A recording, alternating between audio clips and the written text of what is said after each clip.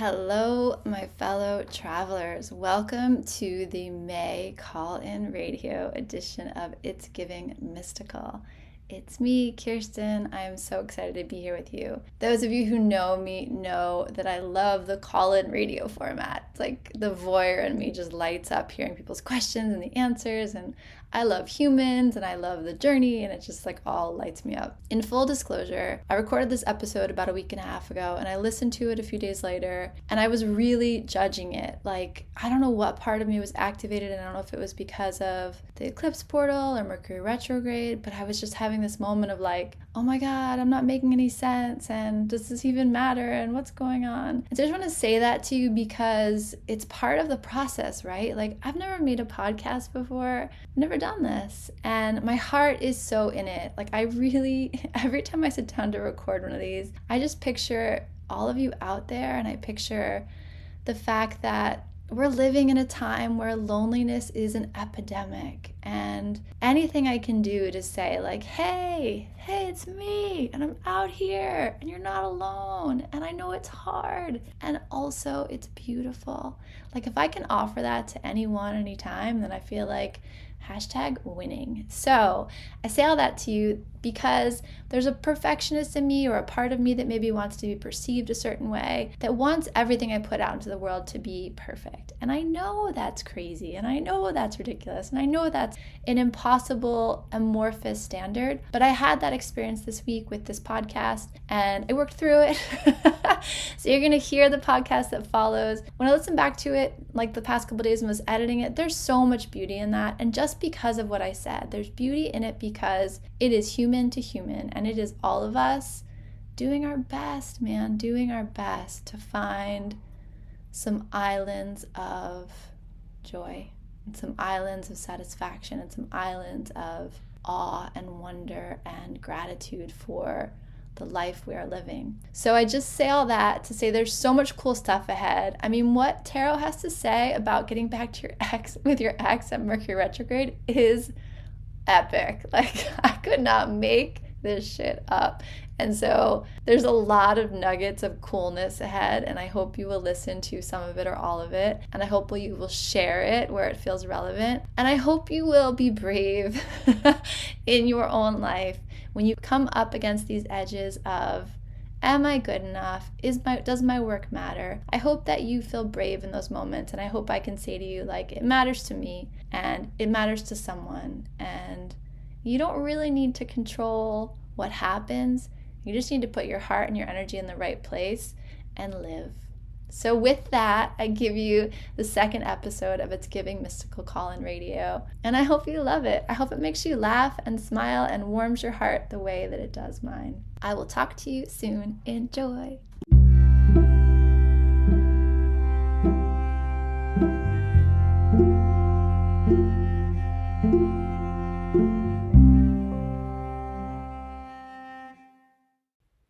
Hello, callers. Welcome to the It's Giving Mystical podcast with me, Kirsten. Today is our call-in radio episode. We're doing this once a month. It's basically a Q&A. You send me your questions, and I work with the tarot to answer them. So it can be something very specific in your life, or it can be something more general about your spiritual practice, your spiritual endeavors, your spiritual curiosities. We have some great questions today, and so we're just going to begin, but I'm happy to be here with you. The first question is from Hallie, and she's asking about a practice for working with the tarot cards. She says, 1 month I pulled a tarot card each morning and posted and journaled and reflected on it. It was amazing. Do you have any other ways you can share to play with the cards? Something whimsical, something tangible, dare I say playful?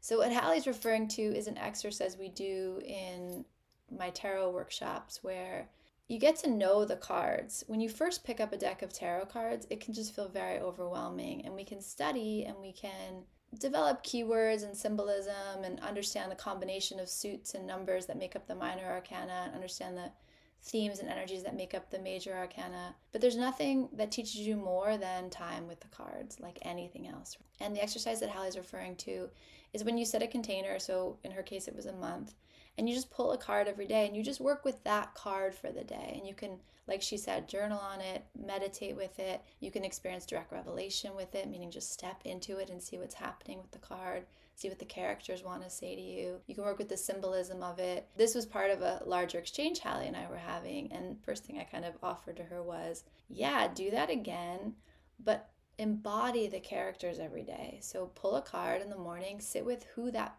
energy is, that character is, what aspect of the human experience, what aspect of your life are they highlighting and drawing attention to, and then dress up like that. Like, see what happens if you put that on. And Hallie's response was, yay, and that feels intimidating. Any invitation that comes from the tarot is an invitation sourced from love.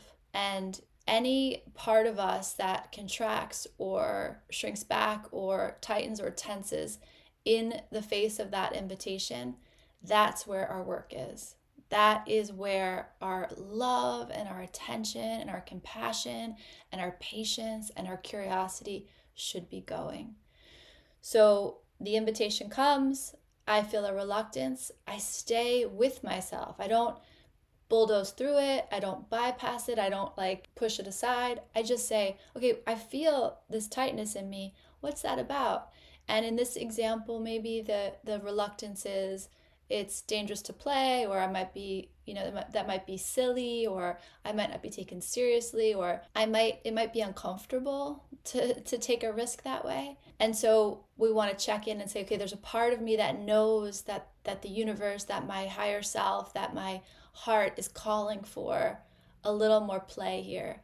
There's also a part of me that is afraid of that and doesn't know how to do that and feels intimidated by that. Those two things don't have to be at odds. I can weave them together and say, all right, so I'm looking for play, and I'm really going to honor my inner child when she says she's not sure about this. So what is something I can do that feels safe and good and also exciting versus scary? What would that look like? And in this case, maybe it's making a playlist that pulls the energy of that card. Maybe it's putting on lingerie that no one else needs to see that kind of expresses the energy of that card. Maybe it's writing yourself a little note to put under your pillow at the end of the day to kind of remind you of that energy, or maybe it's 1,000 things. But the idea is that there is always going to be a way to both honor our sense of safety and security and need around being loved and held and guided with tenderness, and our desire to grow bigger, our desire to expand. And I just think it's important to note that here, because the tarot is a playful tool. It is also an extremely powerful tool. And there can be a part of our higher self, our knowing, that says, yeah, I'm ready for more. I want to play. I want to engage in this dance a little more actively. And at the same time, there can be a very real world, very physical concern around, I'm also afraid. Okay, beautiful. So the card I pull in response to this question is the moon. That is such a good answer. Okay, so the moon card is the way that our perceptual awareness is not always accurate. And when I say perceptual, I mean like our 3D awareness, what we can experience, the limitations of the 3D experience. That's only one way to feel the world. It's only one way to engage the world. It's that alpha brain state energy. I have a job and I'm here to do something, and it's very directive and it's very focused and it's very helpful. Very good adulting, right? Like, you get a lot done in that space. The moon is not that. The moon energy in the tarot is the energy of shadows and the energy of nighttime and the energy of dream space and the energy of not really sure what's real and what's not. And taking on this energy of embodying the tarot is a really interesting way to experience more of yourself. We think that everyone feels the way they do in their bodies. Like, we think that I move through the world and I look at other people and I think it must be similar in there. Like, I must be like it is for me, but for them. And that's just not the case. If you've ever done family constellations work, you know that when you step into a representative in a constellation, your whole physiology changes. Your whole feeling of your body in space changes. This invitation from the tarot and from myself for Hallie or whoever else wants to experiment with the tarot is let the tarot guide you. Let the tarot show you these other dimensions, these dreamy landscapes, these shadows that exist as a way of experiencing more of yourself, as a way, I want to say, testing the limits of what you think is possible. Because if we only kind of walk through space with this, whatever this is, whatever this box, whatever this body has offered to us, and when your spirit is calling for something bigger, when the world is calling for a fuller version of you, we often don't know how to do that because we just know what we know. We just know what we know. And the moon card coming up here is like, there is more. And what you think you know might not be true. And what you think you know is definitely not all there is. And watch how the things that feel so solid all of a sudden can take new shape and shift and offer you these new invitations. I believe that when we're born, we're like this beautiful, unfurled, open, clear, bright piece of paper. And the world teaches us to fold. The world teaches us this is what it means to be worthy. This is what it means to be loved. This is what it means to be safe. We're born into a family. We live in a community, and it kind of taught to fold, taught to take a pleasing shape, and we origami ourselves into this very pleasing version of a spirit. We say, this is what I had to do to be accepted, loved, safe, worthy, and I did it, and I'm beautiful and it's working for me. And then at some point along your lifetime, along your evolution, you realize that these bends and these folds, while they served you so well, maybe for so long, have become tight and uncomfortable. And part of spiritual work, self-development work, self-realization work is not unfurling per se or getting rid of all the folds, but it is investigating them and saying, like, does this still serve me? Do I still want to move in this way? The moon card coming up in answer to this question is saying there are more options available to you, and every brave step you take in terms of play is a step towards realizing more of your possibility. It's just such a beautiful message, and I hope you can feel that it's expressed with just so much love and so much encouragement from spirit, from your higher self, from the universe. There is just more available to you, right? That's like the premise of this whole podcast. And so if you take on this experiment of embodying the tarot on whatever level feels good and exciting to you, there are beautiful things to discover about who you are and how you can move, how you can be in the world. Thank you, Hallie, for being just one of those people that is so inspiring and uplifting and fully in it in this work. I love you, and I love being with you in this space. Somebody, anonymous, asks, should I get back with my ex during Mercury retrograde? For those of us who are not seeped in the energy of astro spiritual conversations, the idea of Mercury retrograde is that things come back to be reviewed, right? Mercury, the planet of communication, stops its movement, and at least it appears to us to be moving backwards in the sky. And it's like a washing back over the time period, and says, what needs to be reviewed or re-understood or re-metabolized. It's kind of a joke, right? Like your ex has come back during Mercury retrograde. It's a joke, but it's not a joke. And sometimes the exes come back, and sometimes you're the ex coming back. It's all about sorting out unfinished business. The kind of higher spiritual part of us, the one looking to the sun and moving towards enlightenment and awareness and full living and full integrity, that part of us knows that it would be unhelpful to go back to an ex. That part of us knows that we're not going backwards. That part of us knows that they're an ex for a reason. Something didn't work. That being said, we change, people change, and it's what I said in the May forecast. You don't really know what it's like for another person. So you don't really know how far they've come in the time period you've been apart. They don't really know who you've become in the time period apart.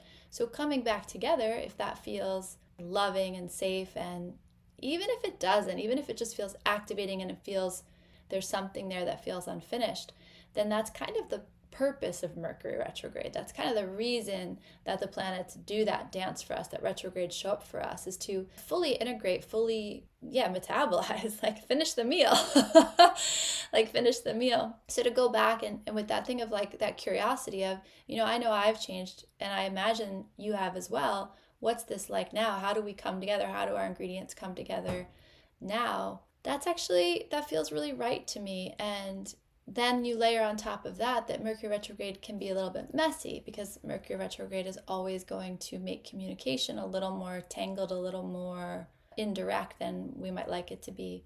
That's kind of okay too. I guess the philosophy of there's only one way to do this philosophy that there's a straight line, a straight pass through, is a little bit unrealistic. The truth of life is that it is messy and meandering. And the truth of life is that we just really don't know where it's going to take us. And I would offer, especially during this Mercury retrograde, there is a reason for that. There is a reason why things are showing back up at your door. If that relationship, that interaction is really clarified, really complete, it's just not going to show up for you. So when an ex comes back and you feel very complete, that's an easy answer, right? When an ex comes back and you feel conflicted, that's okay. It's like we were saying just a minute ago. If I feel that conflict, that contraction, that confusion, that discomfort in my body, in a reaction to something, maybe that's where my work lies. Maybe it's like, well, let me just stay here with this for a minute. Let me just see what this is all about. And then the dance becomes, where is that my process and where is that our process?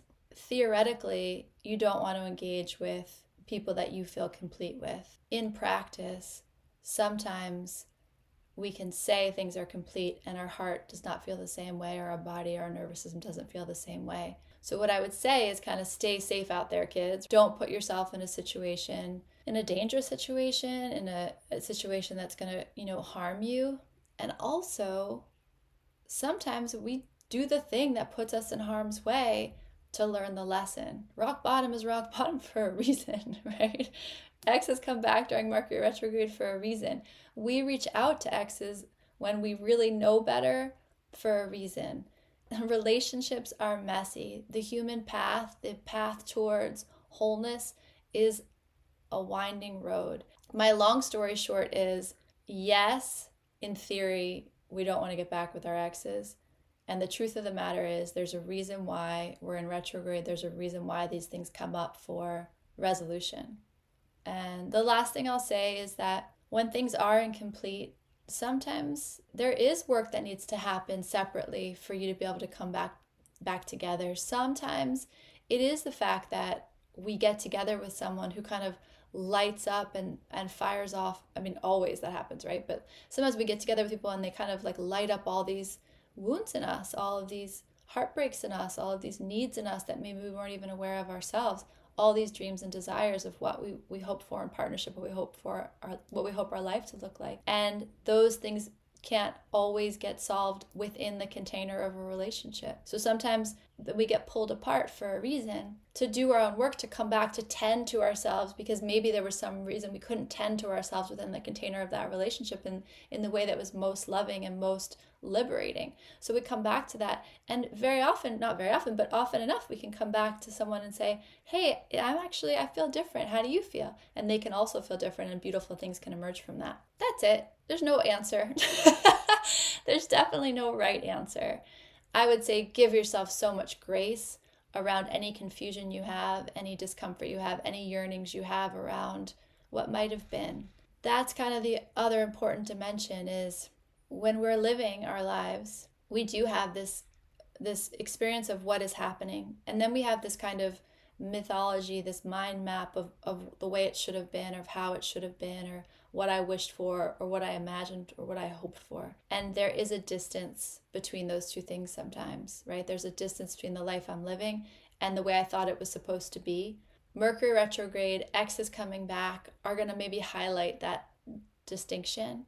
And that's really your work to do, is to sit with this and say, am I drawn back to this person because they're the right person for me? Or am I drawn back to this person because some narrative of the way it was supposed to be is kind of running the show? And what I would say is what you do in that situation is less important than honoring the fact that that's true, honoring the grief, the frustration, the anger, the confusion that might live in that space between those two things, and also honoring the part of you that dreams, that has desires, that is building a mythology, that is building a narrative of what you hope for. Like, all those three things are all different and important and so alive in that investigation. Yeah, that idea of stay safe out there, yes. That idea of it's okay to get messy, yes. That idea of you just never know where this winding road is taking us, yes to that as well. So it's all happening for you, baby. It's all happening for you. Tarot, sorry, let's ask Tarot what it thinks about that. Should I get back with my ex during Mercury retrograde? Shut up. The Tower. The Tower. Right, dude. I mean, listen, the Tower is powerful energy. If I were just looking at the Tower, independent of this question, I would say to you that something you've built is done. Something you've built is over, and it's over because it does not serve your growth ultimately. The Tower is the representation of the things we've built that because we think it was supposed to be this way, because we think it was supposed to bring us safety and satisfaction. And the Tower card comes when those things need to be dismantled, and we're not able to do that for ourselves. It's also the card of Kundalini awakening, rising Kundalini energy. So it is a shocking change of events.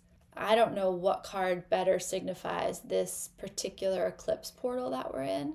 And I would say that being called back to what was during Mercury retrograde, being called back to an ex, is kind of a natural reaction to that, especially if we don't feel ourselves settled, if we're feeling this Tower energy in our life, which I think a lot of people are. You might reach for what you knew, like what was comfortable, what was safe at some point. And that's okay. And also, it's kind of beside the point. And sometimes we find our way back to old loves, old partners, old friendships, because that's actually where the greatest liberation of energy is possible. Does that mean that that feels good all the time? Does that mean that our soul is trying to reveal something to us? Probably. So the Tower coming up in response to this question is basically saying, like, do what you gotta do. Like, do what you gotta do. Like, I'm gonna say it. Any safe port in a storm. Any safe port in a storm. Does it mean that this place you return to, this port that you return to, is where you're gonna make your home? Maybe, maybe not. Maybe you're gonna get, pulled into just the perfect place during the storm. But my instinct is, like, it's okay to seek safety and security and comfort in the arms of someone that you've known and loved. And maybe that's kind of what is needed during this tumultuous time. So that's a really interesting message. That's not what I would have said, but I'm glad we pulled a card on it. And my heart, when I say that, my heart feels so tender. Like, my heart feels so much compassion for loneliness, for like human loneliness, and that feeling when you just want arms around you, you just want to feel like safe and loved. And there's nothing wrong with that. There's nothing wrong with that. Feel into what your heart needs now, and also feel into what is a safe place for you. And if this feels like it might be a rest stop that you want to revisit, or a port you want to put your anchor down in for a little while, that's a weird sexual metaphor, then go ahead. You have full permission. Any safe port in a storm. That is what the Tarot is saying about, should I get back with my ex during Mercury retrograde? You can't make this shit up. Oh my gosh. All right. Thank you, guys. Nina asked us, what is the source of my fear, and how can I soften into its message and medicine? And Nina actually asked me to ask the Tarot this question, so I'm not even going to pipe in. Okay, wow. So the cards that come up are the Four of Swords, the Devil, and the Lovers. The Four of Swords is the energy of rest. It is the minor arcana expression of hangman energy. So it says that there's a part of you that is calling for retreat, calling for rest, calling for safe space in your mind. So meditation would be an example of that, but it's asking you to kind of create structure around your mental energy. The Devil and the Lovers are really, interesting cards. If you have your deck in front of you, if you look at these cards side by side, they are mirror images. The Devil and the Lovers are composed, the cards are composed almost identically. And one has the energy of like danger and darkness and the devil and bad news, and one of them has the energy of love and possibility and divine protection. But they're not as different as you might imagine. In some ways, they're like two sides of the same coin. Lover's energy comes when we want to share ourselves with another, when we want to take our expression, our vibrational art, and match it to another, meet another there, truly see and be seen. And the devil energy is when we have moved towards that, and something about that has become unhealthy or has begun to bind our energy. And the way I explain this is like when you are at the Lovers, you're always making a choice. The Lovers card, by its definition, is the card of choice. And the reason it's the card of choice, and the reason it's Lovers, and it will be the energy we talk about in June and the month ahead, but the reason it's the choice is because there's a negotiation required in relationships, all relationships. And when you take what is independently yours and you meet another person with it, those two energies begin to weave together. At the very least, they meet at the boundary line. At the very least, they begin to share a boundary line. And more often, they begin to weave together. Like, what's that term in wood when, like, is it tongue and groove in wood? When you, like, the two pieces slide together. That's kind of the imagery that's coming into my mind. In some ways, that strengthens us. In some ways, that the best of that is that it makes us bigger, that it allows us to take up more space in the world and allows us to express ourselves more fully, because to be seen, to be witnessed is so deeply satisfying to our feminine hearts, all of us, men and women. To be witnessed with love is the ultimate in terms of relaxation and satisfaction, and that's really like the bath of love, the bath of someone's vision. It feels like literally like a warm bath of love through your body, through your energetic field. The thing that happens in the devil energy is where has your service to that other person, the part of you that is supporting them, where has that become unconscious? And when you want to look at that and say, am I still feeling fed by this? Am I still feeling supported? Do I feel seen, and am I able to see? And the devil says, like, just notice that. Notice the place you've put yourself in service, and then decide whether that still works for you. Okay, so those are like those three cards at a very high level. In answer to the question of what is the source of my fear and how can I soften into its message and medicine, there is a quality here of not having enough space, not being fed by relationships as much as you are feeding into relationships. And the source of the fear comes in terms of how do I take up more space in my own mental construct of the world and in my relationships. The devil and the lovers coming up, those major arcana cards coming up, just reflects to you how important this question actually is, how truly deep this runs. So this is something I know you probably know, this is something to be taken seriously, but this is something to be taken seriously. And the progression from Four of Swords to Devil to the Lovers is create space in your mind, create a channel, a temple in which spirit can infuse your body, like to pull down the belief of worthiness, the belief of being loved, the belief of being seen, the belief of being honored for who you are. Pull that, allow space for that in your life, whatever that means for you. Pull that down more deeply into your body. As you do that, you will notice the places where you've kind of handcuffed yourself because you call that love, because you think that's what you're supposed to do. And by seeing that with humor and with love and with compassion for yourself, something gets released. And that is how you turn this energy of fear into the energy of love, how you turn it into medicine. So the softening comes in releasing your own mental energy around this, allowing source to fill that space, whatever that means to you. Meditation is the most obvious way, but it feels more active than that. It feels like allowing someone to give you Reiki, allowing someone to give you energy medicine, connecting to something that you can fill yourself with. And as you do that, what gets illuminated is these constriction points, and those are fear. It's like, and it has to do with this idea of, how do I love another? How do I see someone with such love and compassion and witnessing, and also honor the part of me that needs that in return? That, love relationships, they're just not a one-way street. And whether it's our children, our partner, our friendships, the people we work with, I'm willing to sit and see you, but I also need to be seen. That's the thing that's out of balance. The willingness to ask for that, the willingness to require that. And it's an act of love to give love. It is also a deep act of love to receive love. And that the receiving love is somehow tangled up with your fear.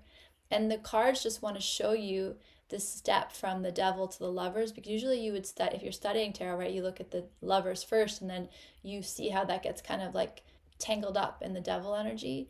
And this reading is saying to you, no, you are in this kind of tangled place, and what's available to you by creating that space and infusing your energy, you're allowing source to infuse your mental space versus your own thoughts to infuse your mental space. So rest and stepping away for a moment will allow you to really see the tangle of the devil energy and just soften around it. And it becomes this request on your part to be seen and to be held in more equality in your relationships. And it's very, very beautiful. There's a lot of potential there.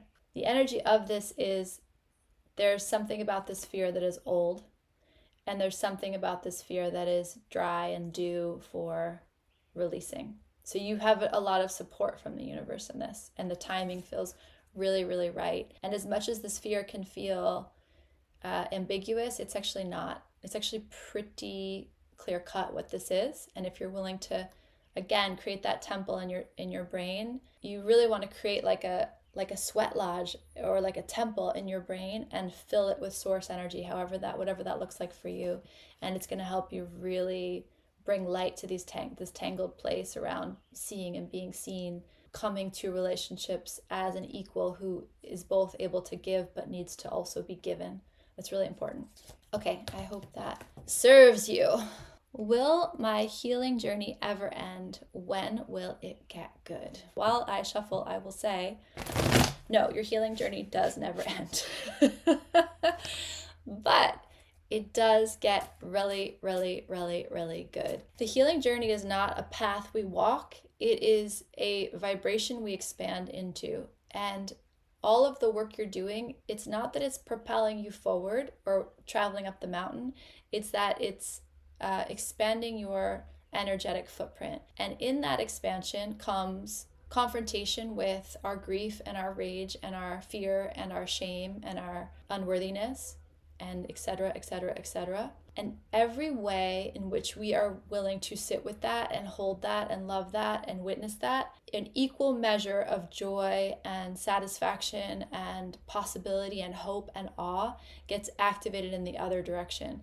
So it's like, you have to understand that and then the same is true the other way. When I lean into hope and love and awe and just infuse my space and my life and my body with love and joy, but the vibrational energy of that, I also expand into what is possible for me to feel into on the other end of the spectrum. Recognize that is a capacity that you're building versus a path that you're walking. And as you build that capacity, your experience of the subtle energies of the world becomes more sensitive. That feels really, really good. And when you get to that place, it's worth the hard parts, it's worth the difficult moments, it's worth the lows, because the highs are unimaginable. I mean, where every cell of your body is charged with love and charged with awareness and charged with sensitivity and the ability to take in the beauty of this moment, like bathe yourself in the gratitude of being alive. While it doesn't end per se, it does get more nuanced, and your sense of how you're dancing with the energies of everything else becomes more, like fine.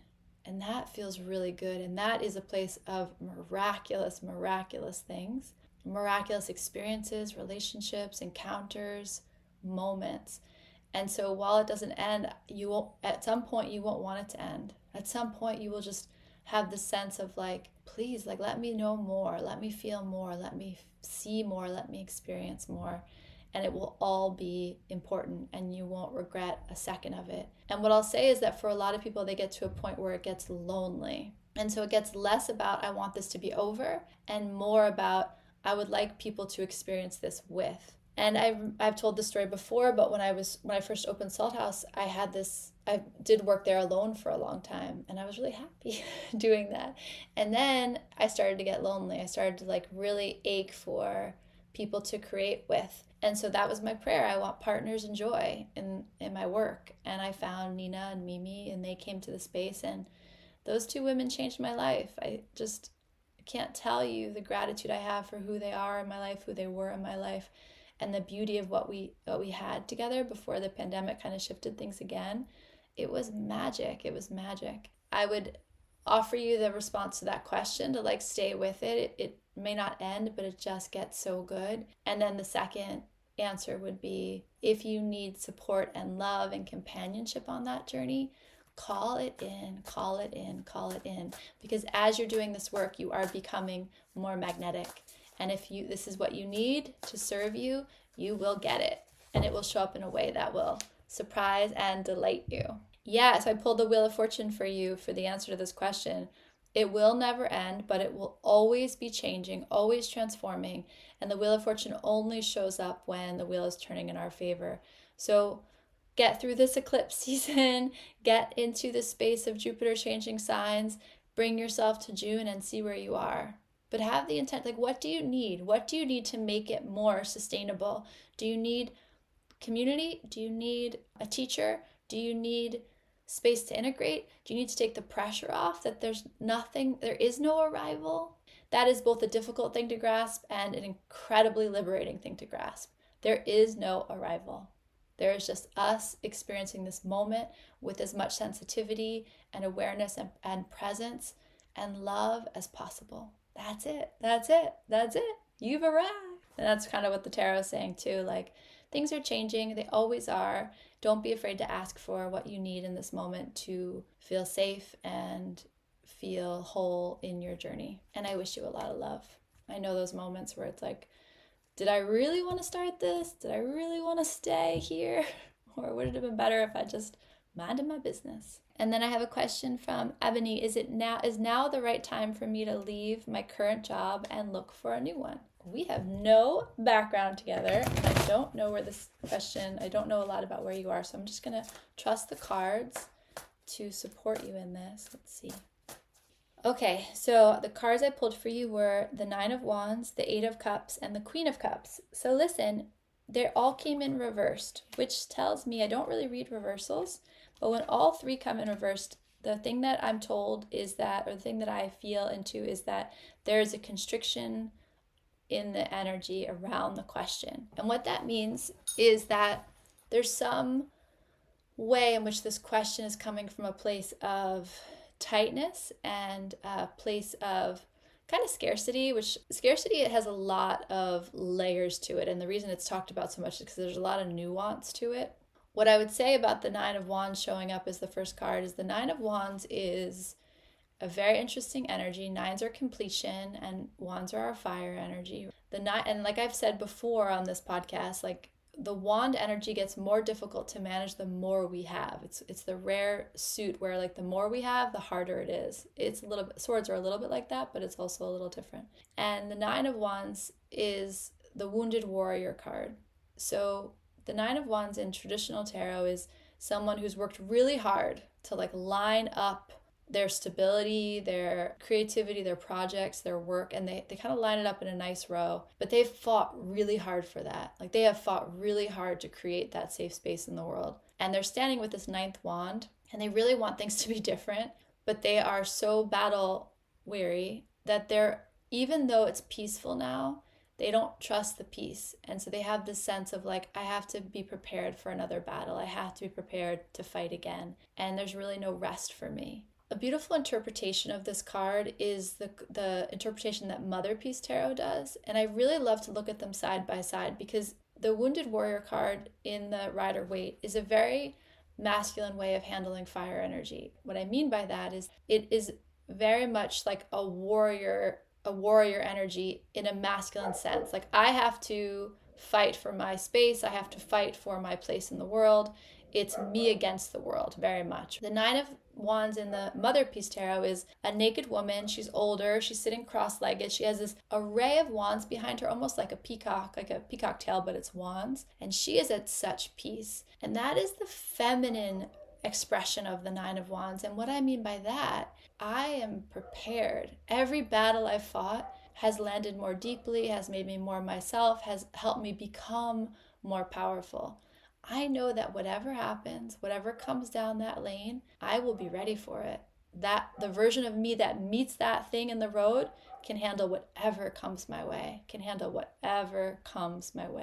Just feeling into wherever you are, how are you approaching this idea of what's next?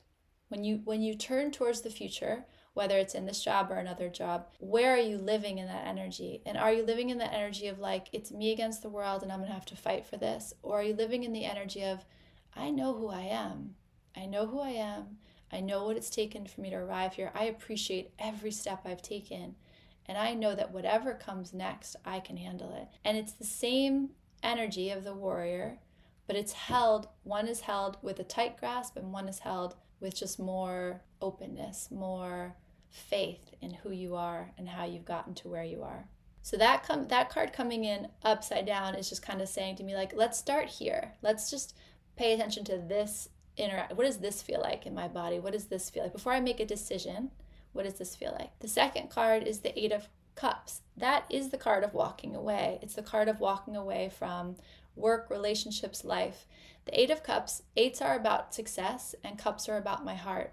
And the Eight of Cups is the part of you that does it all. Again, like I don't know where you are in your life, but my sense is you've worked really hard to get here and you've accomplished a lot and you have developed a lot. Like you should be really proud of who you are and how you are in the world. Like it's taken something to build what you've built. And the Eight of Cups is like, it's going to line up all the cups and it's going to look, and the world's like, you did it, look at you, because eights are outward success, and the eights are going to be like, oh, you did such a good job, look at you, have all the cups lined up, and you line them up, but something is missing.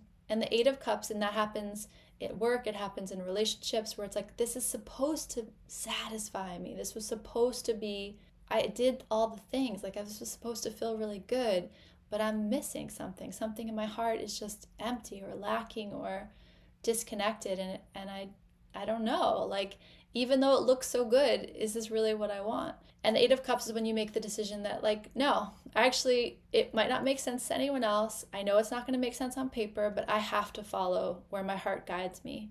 They're very protected. The Eight of Cups is a journey you take by yourself. It's a journey, it's again one of the few cards where your back is turned to the tarot, so it's really not about what everyone else has to think about it. It's almost at odds with what the world thinks about it. And the Eight of Cups is like finding the faith in you to be like, you know what, this is my life, and it is short and brief, and I am being called to something that I cannot deny. So if I look at those two cards together, I say, first, take stock of where this question's coming from. Make sure you feel empowered. Make sure you feel abundant. And when I say abundant, I mean that like the world wants you to succeed. Anything that's keeping you from this mindset of who the fuck you are, like you can do this. Whatever you want, whatever you dream of, you can have it. Anything that keeps you from really believing that in your bones, attend to that first. When you've done that, you're going to come to a place where you're going to know exactly what to do. And I have a feeling that the call in you is to find some type of deeper satisfaction in your life. And you will do that. Like, you almost can't not do that. And whether that's leaving a job or staying with a job, I don't know. But what I'll tell you is that your heart will know very, very clearly, especially if you sit with that question I just asked you about. Do you really understand who you are and how powerful you are and how accomplished you are and how just ready you are to face whatever comes? And the last card is the Queen of Cups, which says to me, this comes from a place of depth. It's interesting, right? Because the Nine of Cups is wish. It's the wish card. We say that when the Nine of Cups comes up, it's like the universe wants to grant you a wish. You have the Eight of Cups, and then you have, in the way these cards are facing each other, you have the Queen of Cups, and she has one very special cup that she's just like enamored of. But for you, it would complete your set into the Nine of Cups. The Queen of Cups, as it relates to work, is making art, making poetry, making beauty, making emotional harmony, drawing up, so doing like what I do, like touching source and pulling it back up for other people, finding treasures in the depth of the spiritual experience, the emotional experience, the intuitive experience.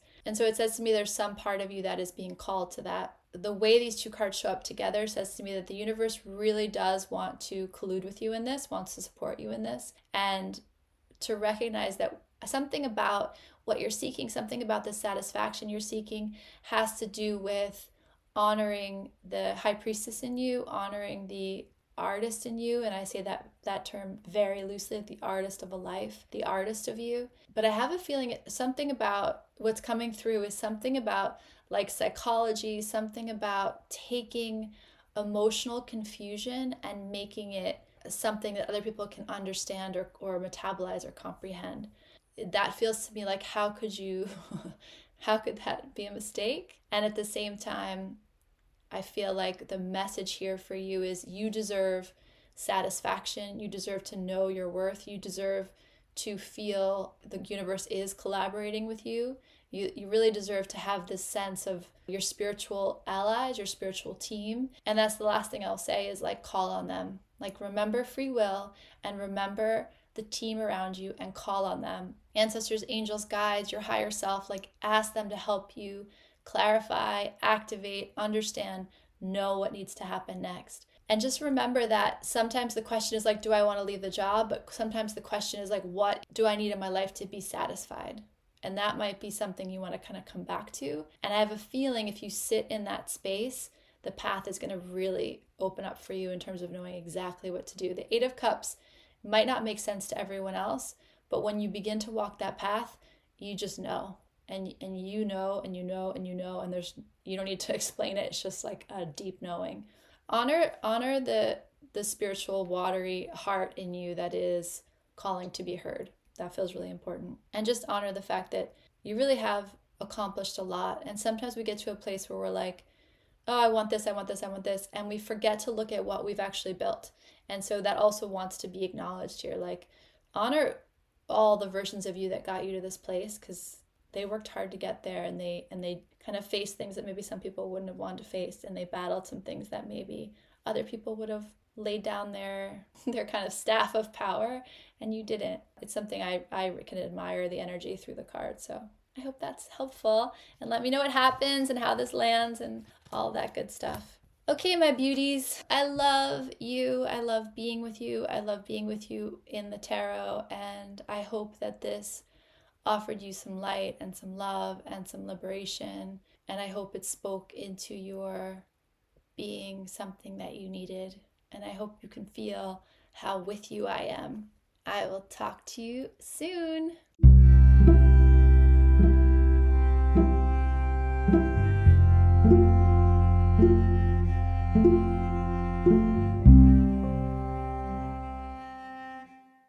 It's giving everything is sacred. It's giving art. It's giving light you up and turn you on and set you free. It's giving curiosity. It's giving freedom.